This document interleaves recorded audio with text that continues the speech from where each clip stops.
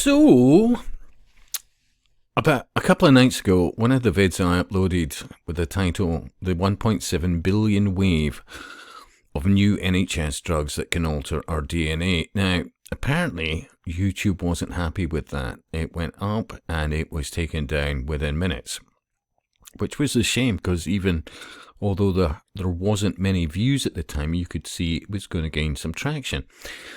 And they've time-stamped where apparently this potential egregious harm, that whatever I said, content that could that poses a serious risk of egregious harm by spreading medical misinformation about currently, and think of the wording here, about currently administered vaccines that are approved and confirmed to be safe and effective by local authorities and the World Health Organization, isn't allowed on YouTube. Think about this.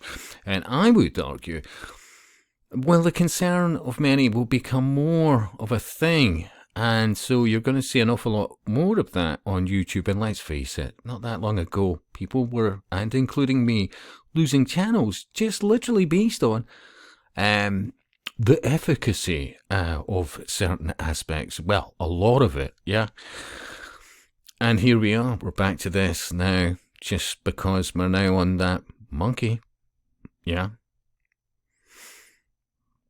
So, with that in mind, because I feel now that I'm going to be talking about this, I could have more problems. I'm still waiting to hear back about this strike, but although they say they'll get in touch with you within 24 hours, I'm not seeing it. Not at all. Nothing. So with all that in mind, so the rise of super fit, slim young people with bowel cancer as experts cast doubt on junk food theory and reveal another intriguing explanation for the surge. What bollocks, honestly, seriously.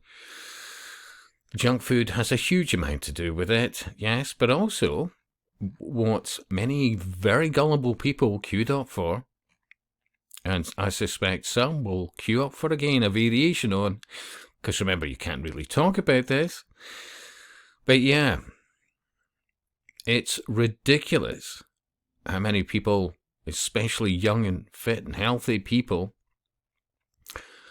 suddenly have heart issues or, well, what's been termed as turbo cancers and all the rest of it. And just the timing of it would give one pause for thought.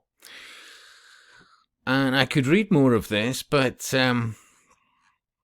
I found the comments very interesting. And remember, keep in mind, this publication, it's AI powered, the moderation now, by and large, by a company called Open Web, who you really need to look into the background of.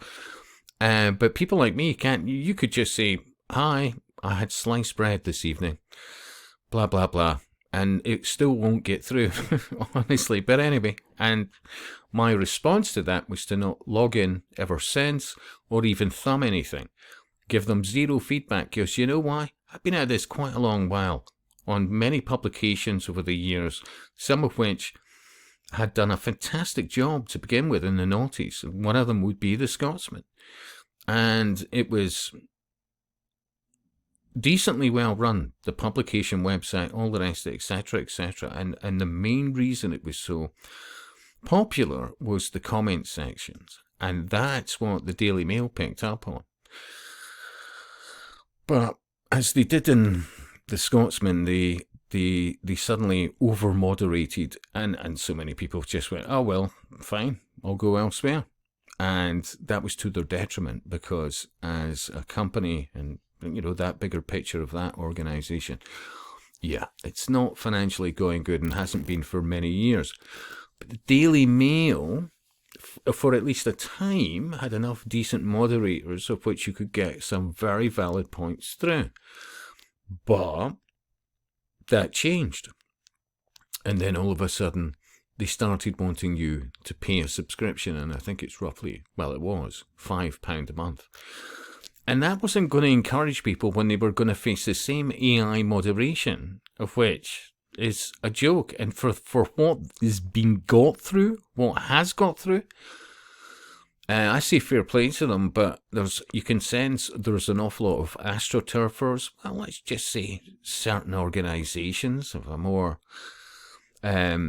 state affair who are tasked with, minimising that kind of information. Like just a simple comment that you see before you. Couldn't possibly due to the thing we're not supposed to talk about that everyone took starting at the end of 2020, right? We all know it is linked to that, but no one wants to talk about it because the truth is too scary. Now, 2.2k thumbs up and 558 thumbs down. Yeah. But I would argue a lot of those thumbs down are bots and, well, as I said, astroturfers and various, people charged with minimising, people thinking for themselves, let's be honest, because that's not an unreasonable comment. But the next one, superb as well.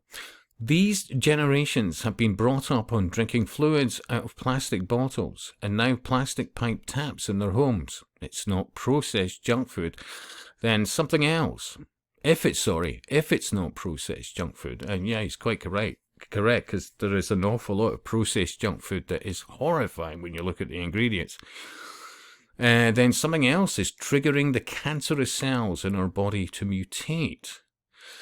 One of the replies, I read that we shouldn't be using plastic kettle either, as it's much worse than plastic bottles because it's being heated. I've covered that for years. I've covered that for years on various platforms. This is worrying, as I think most of us are probably boiling our water for teas and coffees in them. I myself drink 8 cups of every day from one.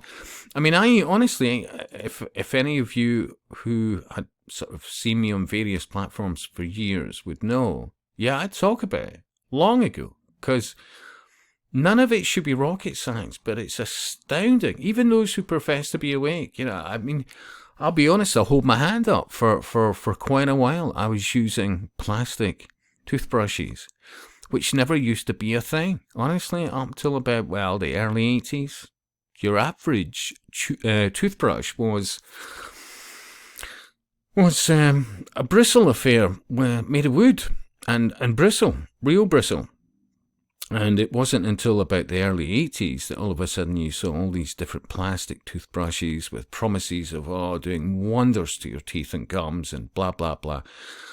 And so people accepted it. And it wasn't until, more years than I'll admit, but I decided, what am I doing? Because you're quite literally grinding a plastic into your teeth, which under a microscope is just, it's just like sandpaper, really. And few people who are even awake think about things like that, and you should, because the difference is enormous.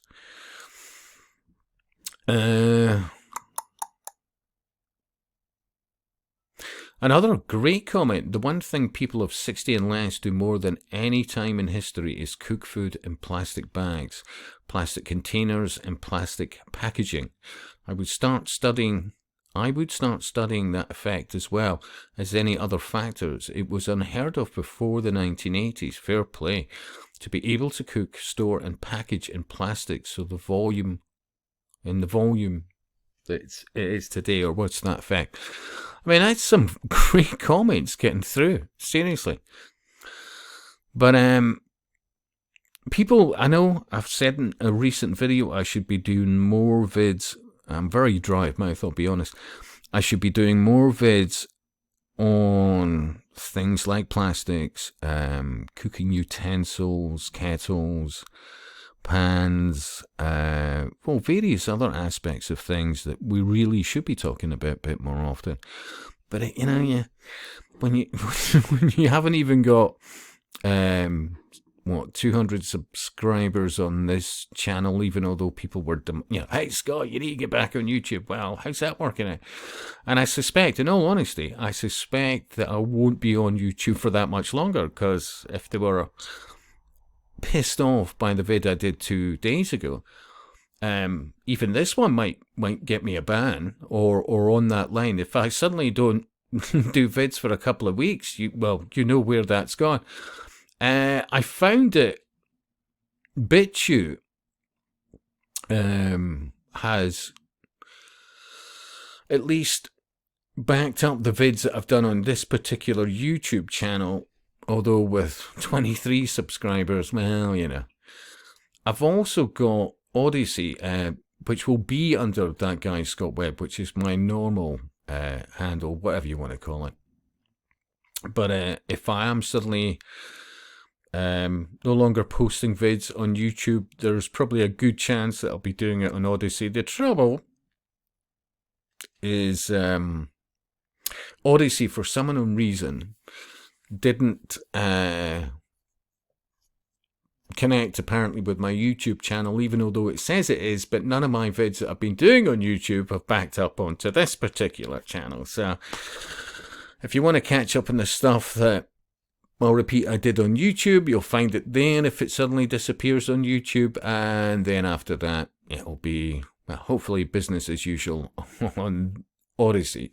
And if people bump their gums and say, oh, look, Scott, you know, for whatever reason that they can't be arsed checking out my vids on Odyssey, well, at that point, well, I don't know what to say. I really can't help people. You know, it's up to you whether you watch or not. Yeah. Anyway, your thoughts, your views, your shares. And I'll speak to you soon.